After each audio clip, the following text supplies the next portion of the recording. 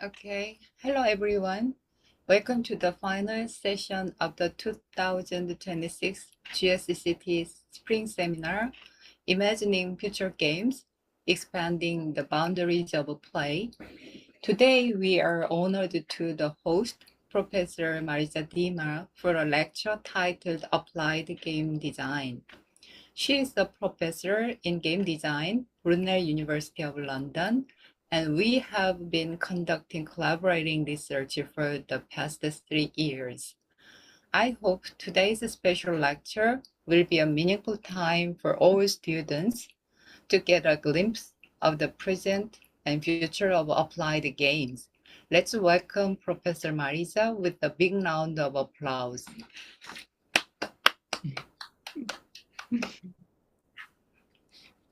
Thank you very much, Professor John. Thank you very much for the invitation. It's great to be here. And thank you also for accommodating the time. It's 8:30 here in the UK, in London, and we are set for the hottest day ever recorded, I think. It's going to reach 34 degrees, and everyone is trying to find the shade. So I've set the timer 45 minutes, so I will do my best to give a small glimpse, as you said, of the field of applied games design, and to bring also some examples from the research that we're doing at the lab. So just a little bit about me in the lab. I'm directing the Brunel Games Research Lab, which is situated at Brunel University, London. And you can see here on the map, we are in the outskirts of London, located close to Heathrow Airport, which you might know. We are a team of 6 academics from very different fields, from ludomusicology, which is the study of music and video games and cinema, wargaming, and game-based learning. And we also have 3 PhD students currently.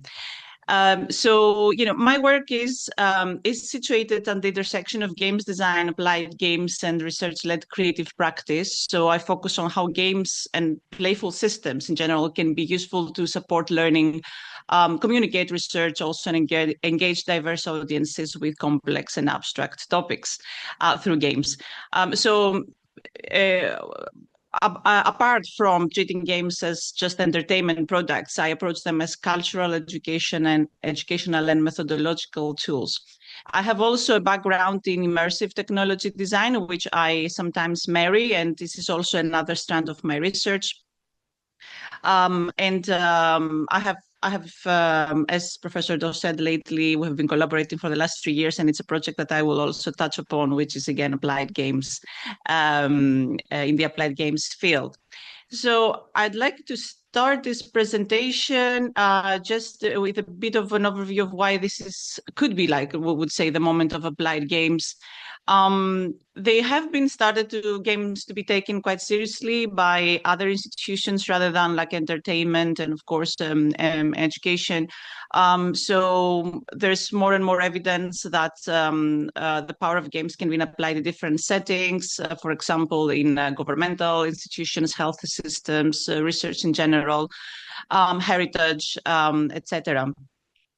There's been 2 or more decades of research now that demonstrate there's measurable impact in certain fields of applied games, particularly in health and education, and also in citizen science, which we're going to touch upon as well.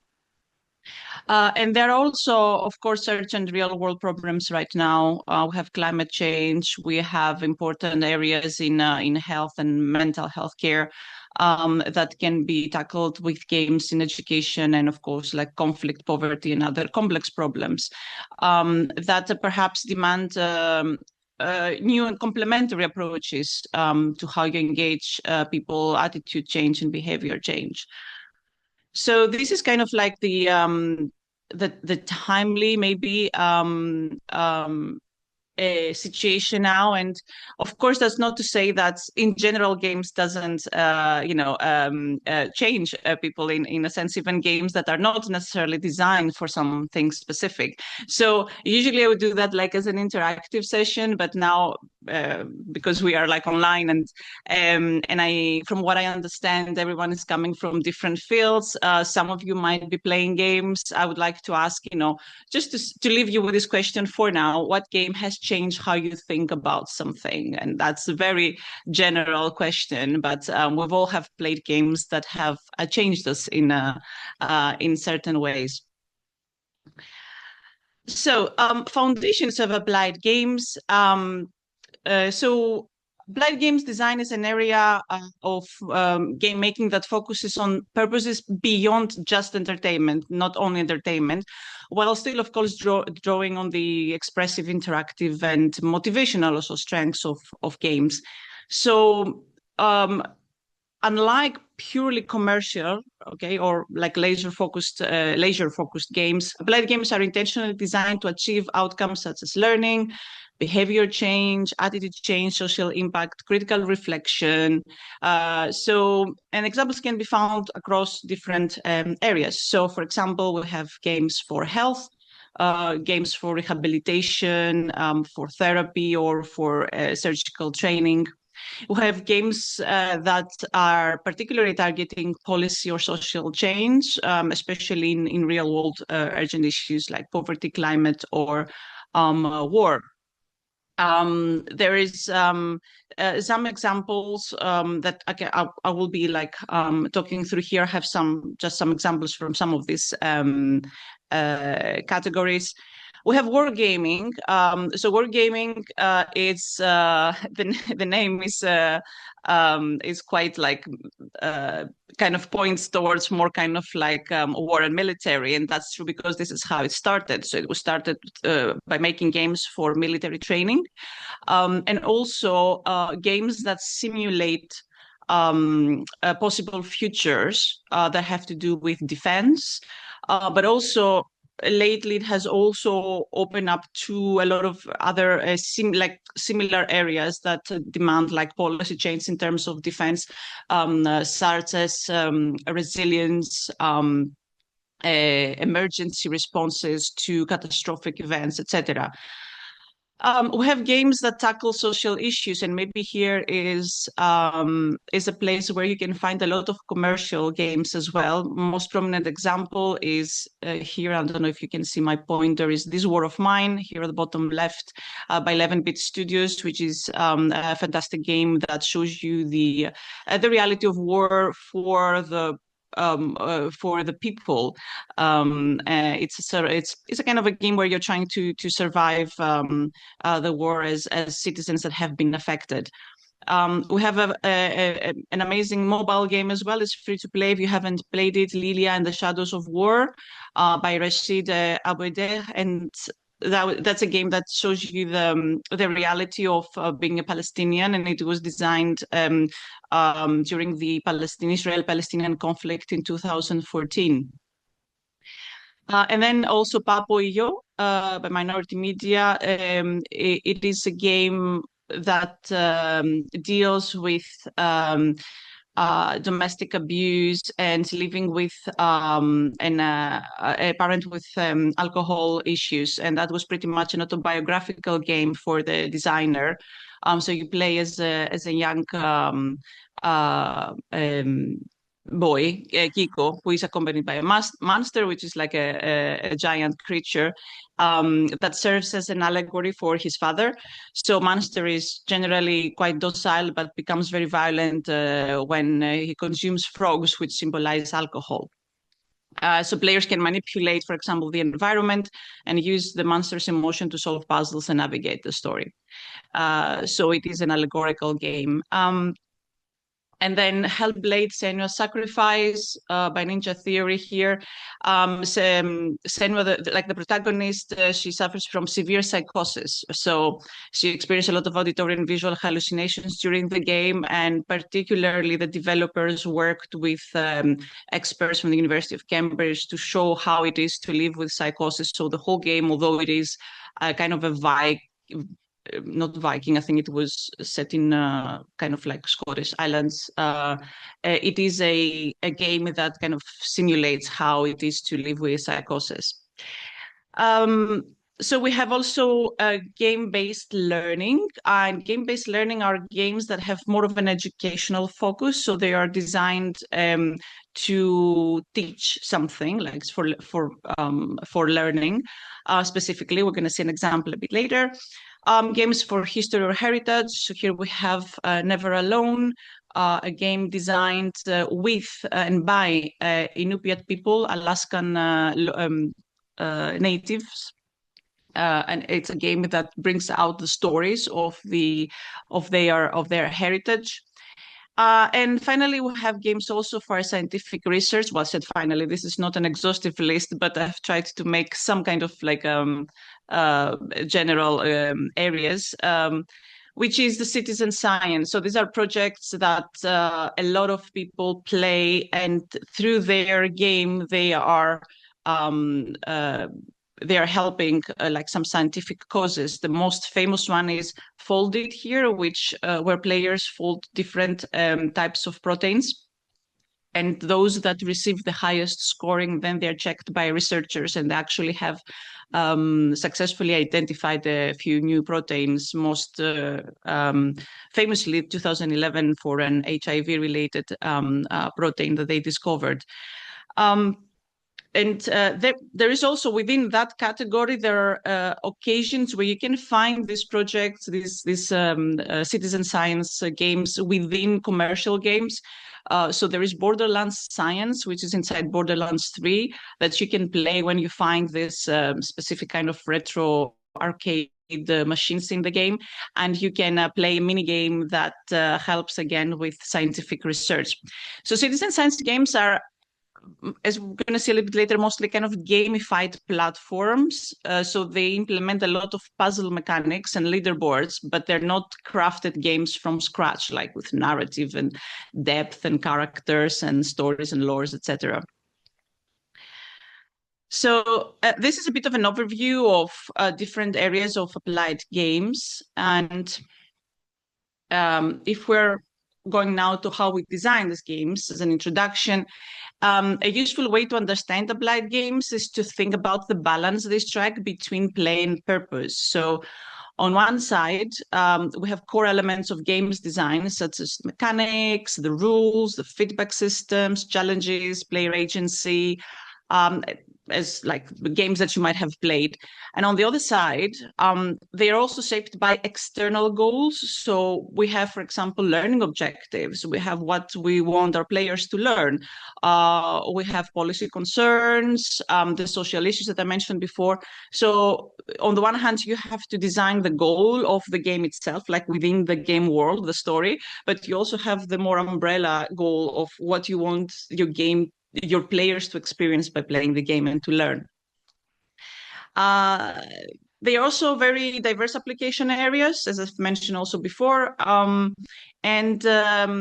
there is, in terms of labels, I'm talking about today about applied games, but they encompass a wide ecosystem of approaches, which are called, sometimes you might have heard the term serious games, which I'm not that fond of, but it is the most kind of well-known term, let's say.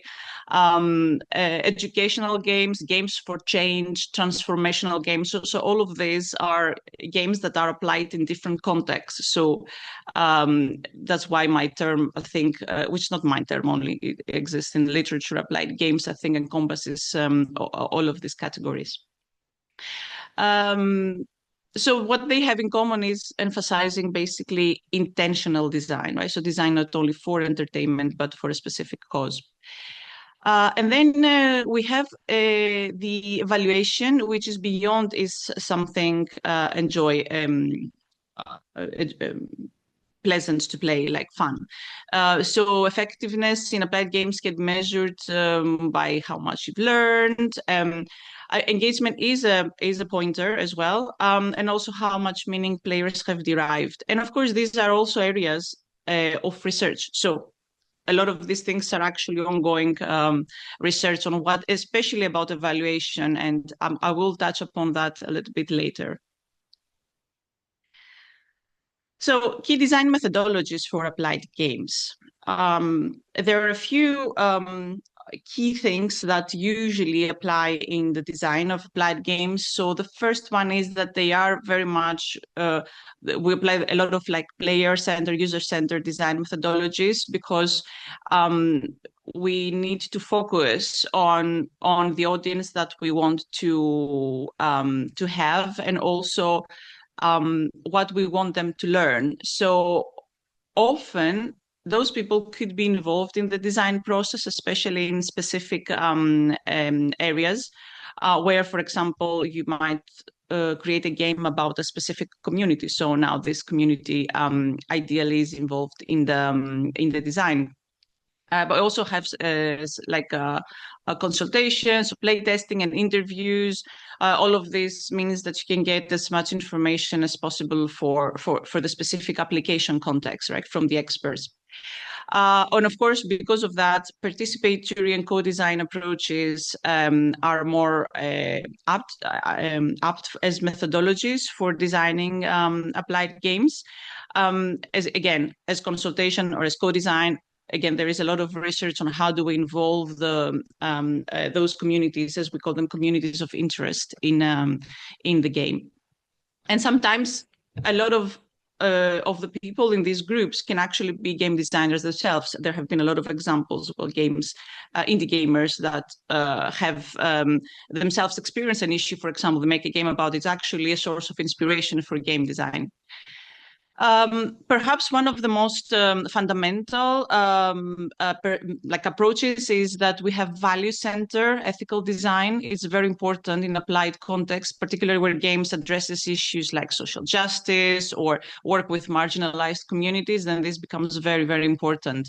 And this kind of process asks us to interrogate whose values are embedded in the design, who may be harmed, who may be excluded. So it's quite an important area to pay attention to while designing. And finally, of course, co-creation brings together a lot of domain experts alongside the game designers. So this ensures a more rigorous process in how this knowledge is applied, because game designers might not be necessarily the experts on the subject. And there is where a lot of experience or willingness to learn about different methods of collaboration, like interdisciplinary collaboration or transdisciplinary collaboration, becomes important. Again, this is an area of research of how do we bring this approach into a game that has a lot of people involved from different backgrounds and areas of expertise. Some key methodological differences to, let's say, conventional games design or commercial games design, probably. The goal drives the methodology in applied games design. So there's always, as I said, a second goal apart from what the game world goal is. There is complexity in all the people that are involved in the game. So almost always, as I said, involves domain experts who are not game designers. So methodologies there are quite important. A lot of times they required a lot of time to set up the collaborations. So certainly it's something that it is a little bit more, I wouldn't say risky, but it needs a lot of attention than having a company that creates a commercial game. Applied games also design borrows from research methodologies to measure the outcomes. And the audience is often prescribed, not found, not always, but quite often. So usually in commercial game design, companies identify audiences either from their fan base or how they can reach different markets globally, where applied design usually starts with a fixed group that is like a classroom or a rehabilitation patients or heritage visitors if it's about heritage. So these kind of constraints usually, and also shapes the design decisions that go into the game. And ethics carries finally more weight. So when a game is designed to do things like change behavior, attitude, treat anxiety, represent marginalized histories, then the ethical stakes are significantly higher than when we're talking about entertainment contexts. At this point, I'll just like to make a distinction between game design and gamification. Gamification being like a term you might have heard. And indeed, it exists in some cases where things could be like games could be under the umbrella of applied games. So when we're talking about games design, we are talking about creating a game from scratch, right? For different purposes. And when I say from scratch, I mean identifying the game concept. So what would be the overall story, the overall metaphors we're going to use, what would be the genre? So there are many game genres, both in terms of aesthetics and in terms of gameplay. So you have like the RPGs, adventure, action adventure, puzzle games, first-person shooters, etc. The goal of within the game itself, so what actually the player tries to achieve in the game world, the rules that lead you to that, and the game mechanics. Then we have what we call the core loop. That is like the main loop of actions that the player does in order to reach that goal. And then we have the narrative, of course, and the aesthetics. So this is like a full-fledged design from scratch. So when we talk about gamification, we are talking about application of some game design elements in non-game contexts with the aim mostly to motivate and affect behavior, but making it more fun. And this has predominantly been applied in productivity context. So how you can become more productive using a lot of like competitive elements. So here the goal, so there's no like narrative or our game concept or rules or the genre. The goals and the rules are kind of like defined by the process or sometimes the product. And the game design elements are added to mainly increase motivation and engagement or increase productivity. This is kind of like a very well-known application context. And just having something fun. So it could be problem solving. You have like feedback on your actions. You have rewards. You have points and badges and leaderboards, leadership boards. So this is like kind of referring to the more kind of like competitiveness and sometimes cooperativeness as well of a team. Gamification is also, I'd say, used in citizen science. So the projects that I talked before, Folded, for example, and there's another one, iWire. These are more kind of gamified platforms because they rely mostly on puzzle design. Like, so you solve puzzles, like you fold the proteins and then you have the highest score, those who are going to score higher than what they have done will be examined by the researchers. So these are more kind of like less citizen science, more kind of on the gamified aspect rather than a game design. And I have here, where is it? In this one? Yeah. So it's just a short kind of like summary of the differences, right? So the scope in game design, we have complete game systems. In gamification, we have game elements added on top of non-game activities. In games design, we have the curiosity and the challenge and the player's motivational factors, where in the gamification is often just extrinsic. You can have extrinsic motivation also in games design sometimes, but gamification is mostly like extrinsic, like, you get more points, you get more rewards, you have this kind of competitive element. We have higher player agency in games design, where in gamification is very limited to predefined action. So your choices doesn't like affect that much like the game world. And we have, of course, in terms of outcomes, deep engagement, reflection, and learning, whereas in gamification is more about, as I said before, increased participation, productivity, compliance, whatever is the non-game context that it is applied. Right. I don't know if there are any questions, by the way. I'm probably just we have like, I think 15 minutes at the end, but if you have any pressing question, please put it on the chat and then I'll be happy to answer. So some example projects from research that our lab has done in terms of applied design. I will move on with that. and starting first with Investigate Tudors. So this was a commission game from the Department of Education at Brunel University, and it's a game that helps higher education students train their note-taking skills. So note-taking is an important skill for academic study, and it relies on the ability to prioritize and summarize information while documenting it in meaningful ways. And that was the primary goal for the game. So what we did is we created a spy game in the Tudor era. So you had 5 murders to solve. And for each murder, you would use different mechanics, but all of them would require you to talk to people and take notes very fast. And then you were asked to apply these notes into finding the final suspect. So these are some screenshots of the game, and here on the top right you can see one of the mechanics, which was you have a lot of options to choose from, and you had to fill in this hypothesis. There was different. It was actually quite a big game, and until recently, you were able to play it at the Brunel website.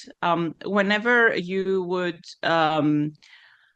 wait for something, or you would solve something, but you were wrong, you would get some tips about what is the best way of note taking.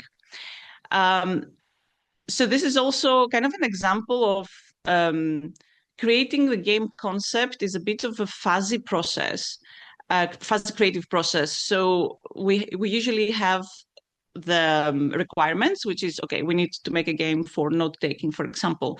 But then how are you going to create a concept and the metaphor and build a world, an imaginary world where this actually can be trained? There's no methodology for that. There is a lot of practice in gathering ideas and generating ideas, and a bit of learning about design thinking, methods, and systems thinking a lot. So it's about how do you abstract a concept in something that can become a fun game world with interesting mechanics that are deriving from the requirements. This in particular is a game-based learning game. It comes from this area. As applied games. As I said before, game-based learning is one of the, let's say, subsets of applied games.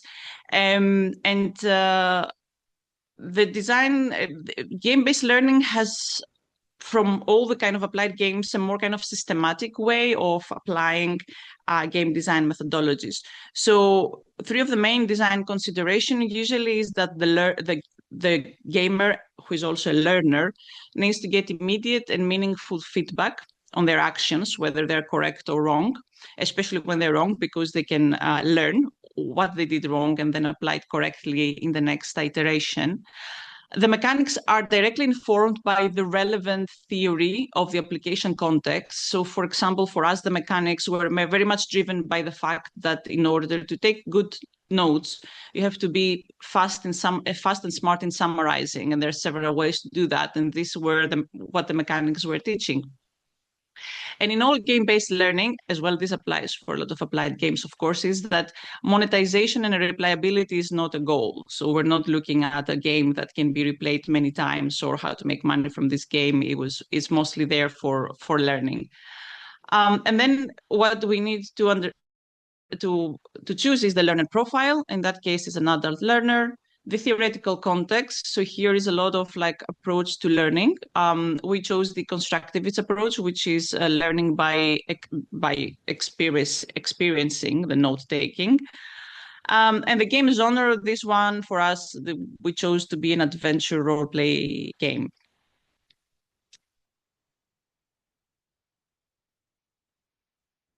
Another project we did was player research. So the idea from this started from, what if you can,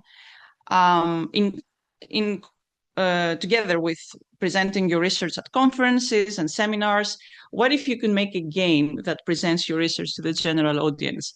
So this was the starting idea. and we worked with two sociologists at the Brunel sociology department, and made two games that were showing their research. So this was again working together with the researchers, understanding their research, and thinking of how we can translate this into a game. So this first one, the March for Science, was by Dr. Neil Stevens, and his work examines sorry, this is Hockerish, Dr. Hockerish.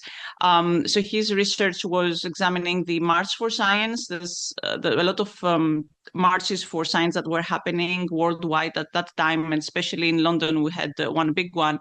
And he was examining basically how the protesters articulate the concerns and objectives, and how these were used to build community. And particularly he was making analysis of the placards, like the signs that the marchers, the demonstrators were holding going through London. So we created a game where there was a timer, and then you would have the march on a map of London, moving exactly as the march would move, and you would have at certain points like the placards appearing. If you click on the placards fast, you would get a parameter called effervescence going up, which is like the collective effervescence is like the how as a concept, like how communities form through like articulation of knowledge and ideas and through humor. And this was very much manifested in the placards, so that we made a connection between these two. It was a very short game. Both games were like about 10 minutes each. But it was like a way to understand what the scientist was doing, like in terms of research. And this one, Cultured Meat, is a research of another sociologist, Dr. Neil Stevens, and his work examines the tissue engineering processes in cultured meat, lab-grown meat, also consumer acceptance and the sociological framing of this emerging back then food technology. So he analyzed a lot of peer-reviewed literature on consumer attitudes toward cultured meat to synthesize existing evidence. So we created a game where you had you would take from the science, you would take from the commercialization and from the funding and anything that had to do with financing projects, and also consumer acceptance, and you would be able to play a game that was abstracted in a bit of like a match game of these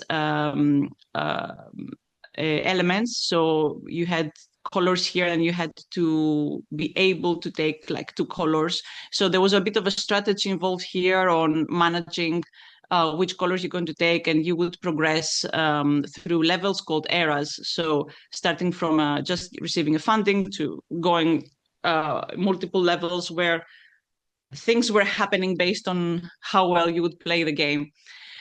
So it was like both of these projects were applied games, in the sense that we used creating a game from scratch in order to showcase research that's not games related at all.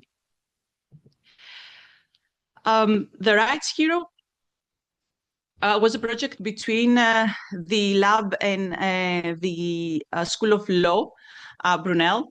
So we collaborated with Professor Alexandra Santaki, who at that point she had a project where she would bring students to Athens, Greece, where we had a lot of refugees coming from different places, but mostly Afghanistan and Syria, and we had a lot of children. They had a lot of children there. So a lot of those children were unaccompanied, so they didn't have their parents, and there was a growing concern about how those children did not know their rights. So there is a Convention of Children's Rights, which kind of safeguards children's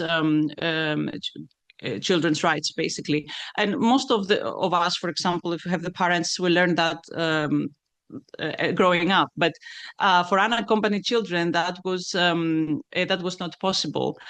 So social workers there had increasing cases where children would like being exploited in different ways because they didn't actually understand or know what their rights were, or even integrate better in the society they live in. So this kind of new society they found themselves in, unfortunately. So we decided to make a game for them. We didn't work with the children themselves. We worked with the social workers who gave us a lot of like anonymized case studies of of uh, um, uh, incidents or of exploitation. So we work to turn them into a game that can be played by the children and be a bit of like a learning experience for them. So this is the team here at the center. And the way that we abstracted this, we kind of didn't abstracted it a lot. We mostly abstracted it in terms of the protagonist, who was like the rights hero. So it was a non-gender um, um, protagonist avatar of someone with like a bird, like, you know, like a superhero. And it would help kind of like the person go through several situations every day that they would encounter. And these situations were directly taken from the social workers' case studies. So this is like, for example, the main map. So this you could move around the community center, school, etc., and you would face with different situations. And you had two parameters: you had empowerment and you had resilience. And the more you had of those, the better you would do in the game. And of course, you would get this by choosing the correct answer. This was a very fast prototype game that we made in a week. So we didn't, unfortunately, had the chance to make it, to flesh it out a little bit more. But we did test it with the children at the Athens Network of Children Rights location. And we got a lot of like constructive feedback of how we could continue it to the next stage. So this is just one of the scenario. We did a bit of like brainstorming for a few weeks, for a few days, to see what type of scenarios we would have. So that was a prototype example. And the final one I want to bring is the game we are developing with Professor Do and her lab. So just like last year, I had also the privilege to visit the John Keist and to work for 4 months in this project. So the Golden Tewak is a game that we designed to celebrate the Henio legacy and highlight also community challenges and intergenerational struggles, and also look at the future directions. So this is an ongoing research project. So we spend a lot of time with the community, immersing in the culture, understanding what are the challenges that they face, which we found out because of this co-creation, co-design process, that there were many more than the ones that we could find just online with desk research. We spent a few weeks in Jeju Island with a community of a group of Henya there from different villages.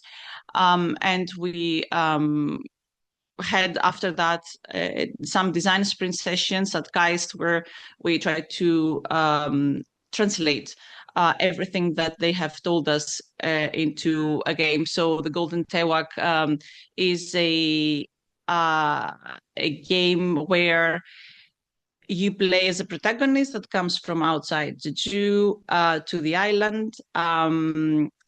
So I haven't put a lot of information here, I just realized, but because it's an ongoing project as well, but very fast. The game concept is that you come to the island because you've seen in your dream your grandmother, who is a Henya Samson, like an elder Henya. And you come because also you're like so much stressed in the big city where you work. So in terms of like the concept, the idea is that you come to the island and then you find that the golden, like the tewak, the boy device that the Henya use of the heirloom of the family is missing. and you start on an adventure to find it. But basically, you have to find the 4 different pieces and put them together. So there is a lot of engagement with the local Henya group and the culture, and through a lot of different quests, so to say, and using a mechanic that it is based on breathing, because breathing was very important, of course, for being underwater and keeping your breath. Eventually, you manage to find the 4 pieces and build the heirloom tegwak, which turns into a golden tewak. And in the process, you learn about yourself, you learn about like how to manage the stress, you learn about intergenerational challenges in the community, you learn about climate change impact in the life of Henya. And eventually you become the new Henya leader through this process. So with this project, and Professor Doha already has introduced a very nice term of inspiration games, which it's fits very well within like applied games, because they're games that are meant to inspire people to do different, like to change based on the game, like what the game gives them.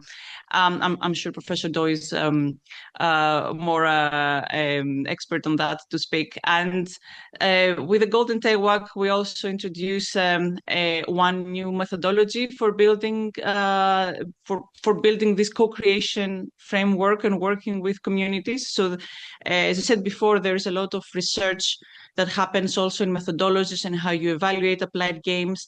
This is one of the cases where we're working towards a new methodological framework for creating applied games, and we call it Inspiration Game Design with Care. And the care is a lot on how closely we worked with the group of Henya, and we are discussing about how close we can work with communities of interest, especially if they are like indigenous communities or marginalized communities. How do you build rapport? How do you build trust?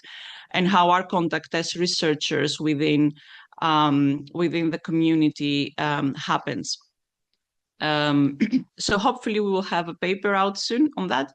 And as I said, this is an ongoing project, so hopefully we will be able to continue it very soon. All right, so these were for the examples. Let me see how I'm doing with time. Great, I have 2 minutes. So does it work is a question, I guess,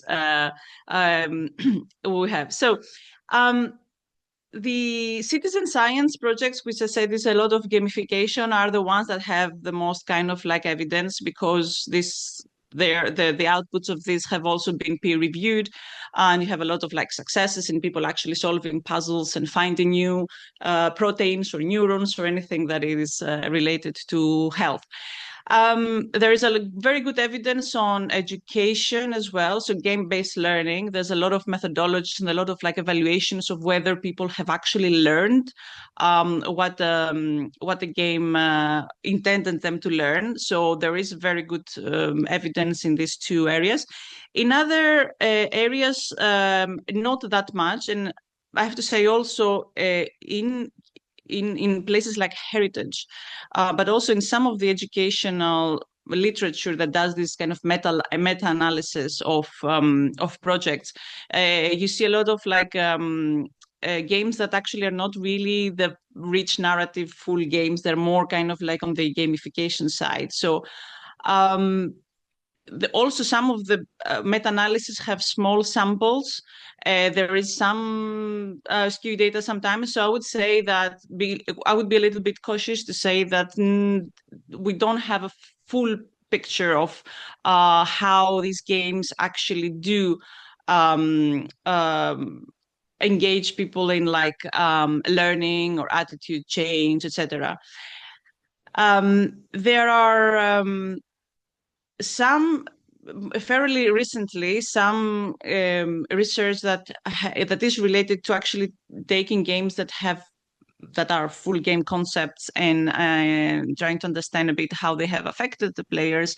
So, for example, there's been research on the effect of Senua, Hellblade Senua Sacrifice, the one that I showed you in the beginning, in reducing mental health stigma through identification with the character.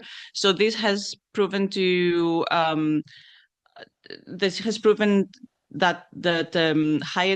greater identification has resulted in lower desire for social distance from mentally ill. That's the end of my time. I'm almost done. We have evaluating the impact of gameful design on pro-environmental attitudes with a game called Beyond Blue as intervention. So that also yields some positive results. And also, we see some more in-depth analysis here and comparison because you can say so far there is a good understanding of attitude change, not behavioral change, because behavioral change needs a more longitudinal study, and that is more hard to do. But for attitude change, we have some good results so far in literature, and there is even a more in-depth research on different of players of different backgrounds and attitude change, so going more in depth, and that's a 2023, as you see here, study. So I guess the field is fairly ripe for research on that area. So for me, there isn't a systematic, of course, framework, but there are questions like what is impact for applied games? What do we mean by impact, and what measurement tools would be appropriate to measure it, right? So game-based learning has done some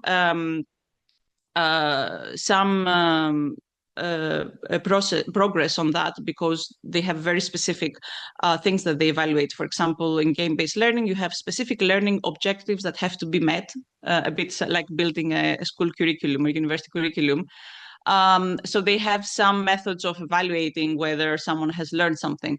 But in other places, like in other areas, like when we talk about, for example, attitude change, there aren't like specific like measurement tools. So I think there is a lot of opportunity here for further research, and also interdisciplinary research as well, because there's a lot of other like methodologies from other sciences that can be used. And just a little bit about where the field is heading. That's my last slide. So I think this is just what I said about the better evidence, like maybe new methods, complementary methods, long-term studies that can help with proving what applied games can do.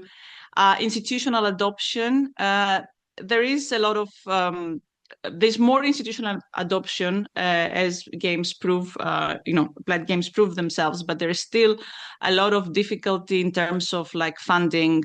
Games are still being regarded by a lot of funders a bit like gimmicks, that like, oh, why would the game like help with research? So there is a lot of work to be done here, and institutional adoption would actually really help with that.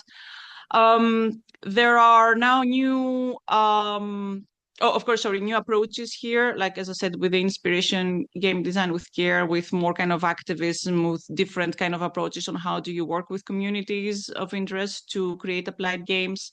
And a little bit on the future, we have, of course, AI authored worlds that is going to change a lot, games in general and applied games as well, in terms of having more personalized play. So I think this could be like a big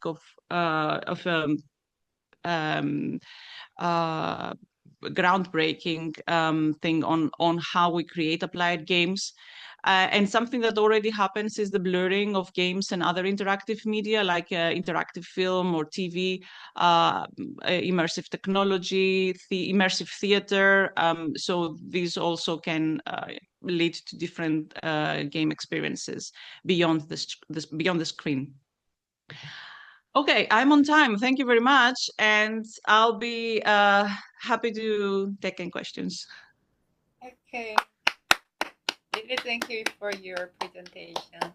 So there is some question from the students. So the Jae-hoon Kim, you can directly speaking of your question for Mariza. Hey, thank you for the wonderful talk. I have a quick question. Are your game project mainly English centric or not? Because like it is for it is your game is proposed for the like educational purpose or the like social awareness, right? So it would be great. Would it be helpful for the maybe in lower income countries? Yes, not always depends on the context. So, for example, the rights hero was in English, Farsi, which is the language they speak in Afghanistan, and Greek, which was the host society. So the children could play them in three different languages. The rest, so the Golden Tewak so far is not made yet, but of course we're going to make it also English and Korean to start with. The note taking was in English. It was commissioned by the education department. But I think now also with, so I mean, in terms of design, I always think of who is the target audience. And of course, localization is important. These games were not commercial, so they were done for research. But of course, when we're thinking about a game that can potentially be played worldwide, then of course localization becomes very important. So this is always a requirement in games development. Yeah. Okay, any other questions?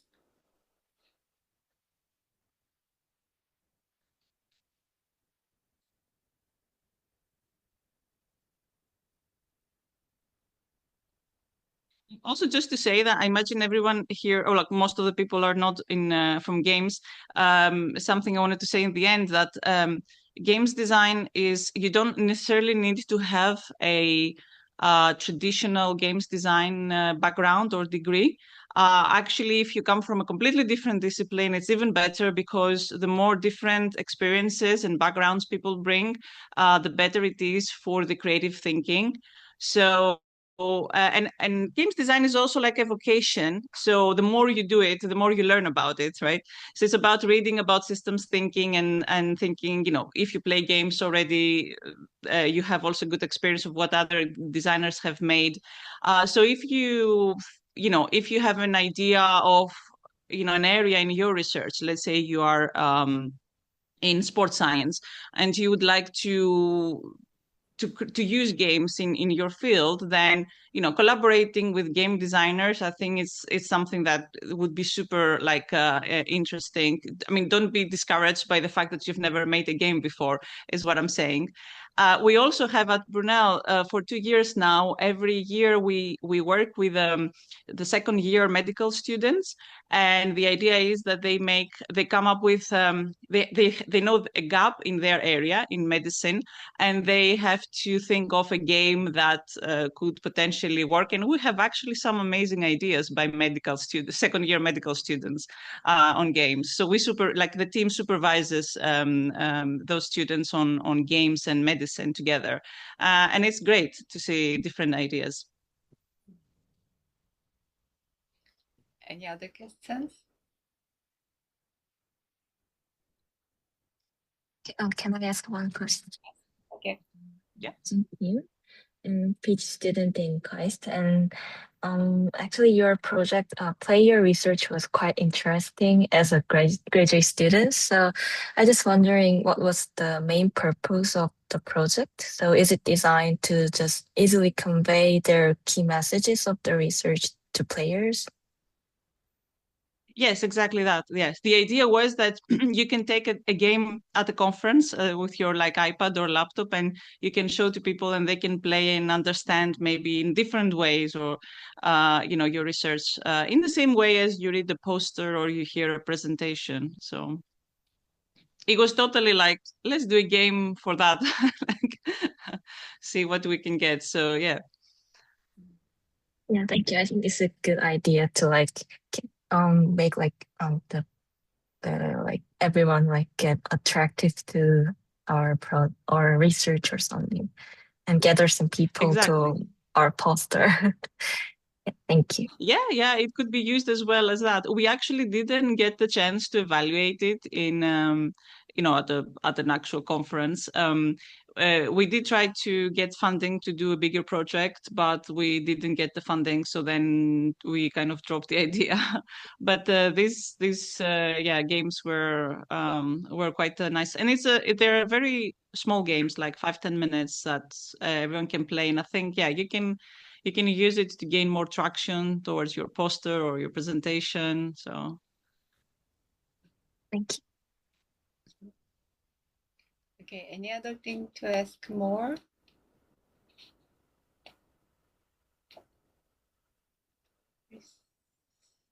So final question from me will be, I have interested in your motivation about why are you start game research, and then what kind of motivation behind the continuing of your research work. wow. So I have been playing games before I was in games a lot, and games have taught me a lot of things, and I think it's a great medium to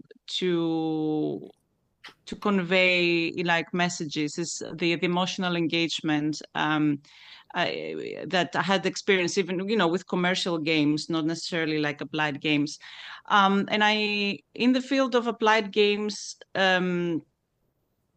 In terms of research, there are some games that I've played and I really like immerse myself in, that commercial games that were for specific purposes, like this War of Mine, for example. And I really wanted to design, like this would ended up to be my medium. So my background is in human computer interaction. So I have started with creating different interactive experiences to help people do something. So my PhD, for example, was to help stop motion animators work in a digital workspace, but using their tacit skills. So I worked with like different haptic technologies, make a workspace that it was not like a keyboard and a mouse for them. So I have done a lot of projects like this, and at some point I thought like like play in general. It's not only about screen, it's not only about video games. I'm very much interested about how play connects people, changes people, and this is how I started getting into also games design instead of like just like play or just creating interactive experiences. And as I have moved forwards into this field, I was lucky to have this role at Brunel University, where I found myself in a team with lots of other people doing theoretical and practical research in games. And I was fascinated, and I read a lot about the literature, and I did a lot of projects with them. So I'm very much like a person who collaborates.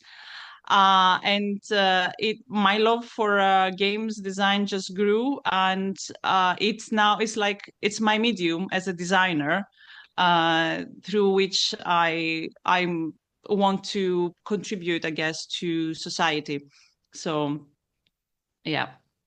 And this keeps motivating me to do more and more. So when we met like 3 years ago, and this was my at that point, it was very interesting that we met, very very coincidental actually, because I was moving towards like I want to make games with communities, I want to make games with people, and doing actually being in this adventure of creating the Golden Tegwak with you was fantastic, because it came exactly at the right moment where I wanted to work with people to make games actually. So yeah. Okay, really thank you for your amazing talk, and we can have a look through the very diverse area can be connected in the game, applied game issues. So it's the time's up. I am now closing this semester seminar classes. There are three things I experimented with while designing these courses. First, I established a single theme, the future of games, and invited speakers in a ways that allowed for an exploration of diverse aspects of these topics. And second one is I create the opportunity to meet with the Zoom with the speakers located with the overseas, such as UK, Mariza, and New Zealand, and Seanese, and the Japan and Yoshida Hiroshi professors. And the third is I established the foundation to streaming and archiving lecture content in the real time via YouTube. These changes were made possible through the practical support from the 3 teaching assistant TAs and planning and speaker recruitment process undertaken by our games and live prep students starting from the last winter vacations. So I would like to take this opportunity to express my sincere gratitude.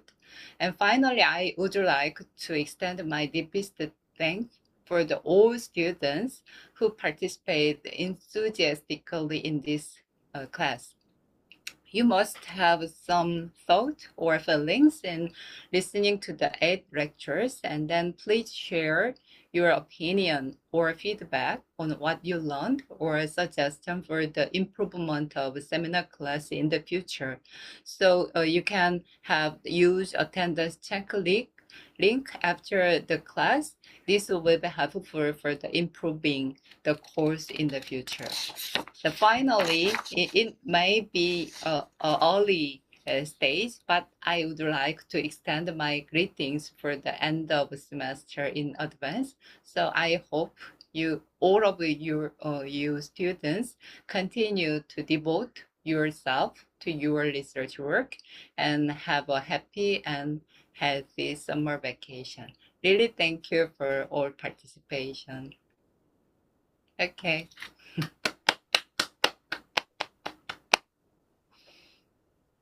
So you can use it's a chatting, and you can link and use the survey and finalizing our class. Really thank you for all your attendance, and have a good time in the future. See you. Thank you very